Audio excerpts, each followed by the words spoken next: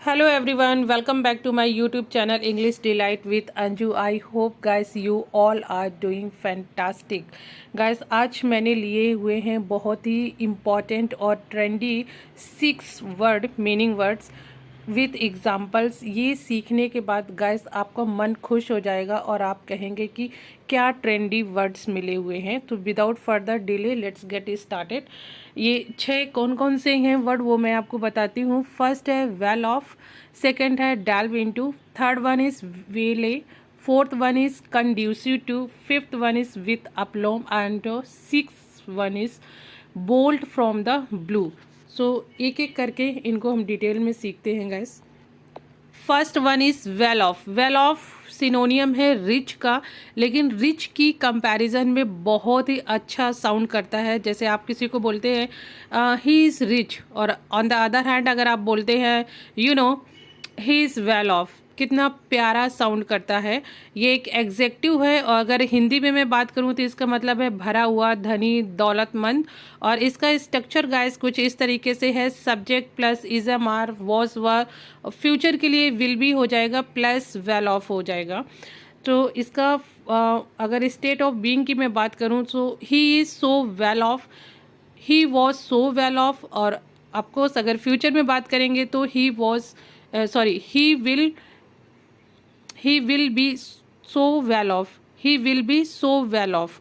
Guys ये slightly थोड़ा सा डिफर करता है रिच से, क्योंकि रिच जो होता है वो केवल पैसे के मामले में आप बोल सकते हो। वेल ऑफ का मतलब होता है कि पैसा तो है ही है, उसके साथ साथ जो रिसोर्सेस है, अपॉर्चुनिटीज़ हैं, वो भी उसके पास बहुत ज़्यादा है। सो वेल ऑफ का फर्स्ट एग्जाम्पल गाइस ये देखिए, he is so well off that he doesn't know what he should spend his money on and what not। वो इतना वेल ऑफ है कि उसको ये नहीं पता है कि उसको अपना पैसा कहाँ पे इन्वेस्ट करना चाहिए। सेकेंड एग्जाम्पल है guys, if I were well off like you I would definitely buy this bungalow. अब ये कंडीशनल टू का सेंटेंस है। If I were well off like you, अगर मैं तुम्हारे इतना वेल ऑफ होता, रिच होता, सुख समृद्धि वाला होता, then I would definitely buy this bungalow. So ये मैं बंगला खरीद लेता। नेक्स्ट एग्जाम्पल है गाइस, जब हम इसको कंपैरेटिव डिग्री में यूज़ करेंगे, सो इसको जैसे रिच का रिचर हो जाता है कंपैरेटिव डिग्री में, सो इसका वेलर ना होकर के बेटर ऑफ होगा, वेल ऑफ का बेटर ऑफ होगा जब हम कंपैरेटिव डिग्री में इसको यूज़ करेंगे। Like he is better off than me. Next guys, जो एडवांस स्ट्रक्चर है वो है डेल्व इनटू। डेल्व इनटू का मीनिंग होता है to search in order to find a things और इन्फॉर्मेशन। जब हम किसी चीज़, कोई इन्फॉर्मेशन फाइंड आउट करने या किसी चीज़ का अध्ययन करने में आप कह सकते हैं बहुत हम डीपली चले जाते हैं, वो गाइस होता है delve into, delve into.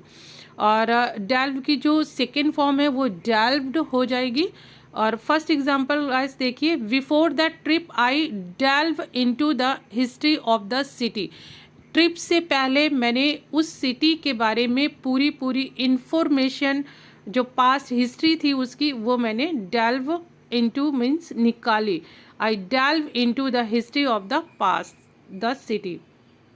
Next example है, the detective delve into the suspects part to find a motive for the crime. जो डिटेक्टिव था उसने सस्पेक्ट, जो एक्यूज था, उसके पास्ट की वो सारी इंफॉर्मेशन निकाली। मोटिव क्या था, आपको जो क्राइम था उससे रिलेटेड सारी इंफॉर्मेशन लेने के लिए डेल्व इनटू होना पड़ा डिटेक्टिव को, उसकी पास्ट हिस्ट्री के लिए। ठीक है।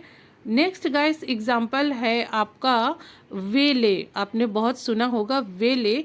वेले का मतलब होता है स्टॉप और इंटरप्ट होना, और इसका पैसिव वॉइस में बहुत ज़्यादा यूज़ होता है। गाइस स्टॉप तो सबको पता है, लेकिन अगर आप वेले यूज़ करते हो तो बहुत ही स्मार्ट साउंड करता है।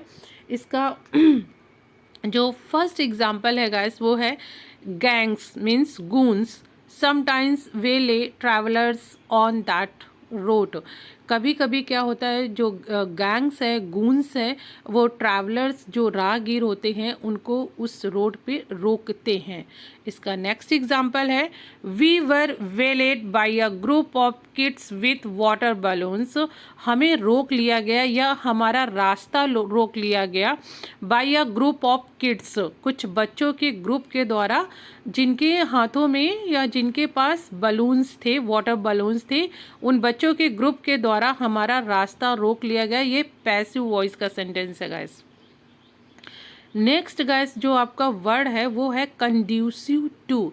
ये बहुत ही ट्रेंडी है। कंड्यूसिव टू गाइस होता है, this adjective is usually followed by the preposition to. जो कंड्यूसिव है वो एक एग्जेक्टिव है जो प्रीपोजिशन टू के द्वारा फॉलो किया जाता है, and it's refer to bringing about something favourable और हेल्पफुल। कंड्यूसिव टू ये होता है कि अगर हम किसी प्लेस के बारे में बात करें कि ये प्लेस बहुत ही कंड्यूसिव टू है, मीन्स ये एक कंफर्ट प्रोवाइड करती है, जो भी आपका कंफर्ट जोन है उसको प्रोवाइड करती है।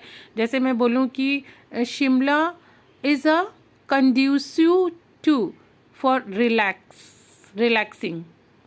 सो इसका फर्स्ट एग्जांपल आप देखिए। और गैस वन मोर थिंग जो हमें याद करना है, कंड्यूसिव टू के बाद अगर नाउन है तो डाउन लगाइए, और अगर वर्ब है तो उसकी आईएनजी फॉर्म आएगी। आपका जो एग्जाम्पल है नेक्स्ट वो है, regular exercise is conducive to happiness and a feeling of wellbeing. जो रेगुलर एक्सरसाइज है वो कंड्यूसिव टू है किसकी, हैप्पीनेस एंड मीन्स खुश और स्वस्थ रहने के लिए, अच्छे भले रहने के लिए regular exercise is a conducive है।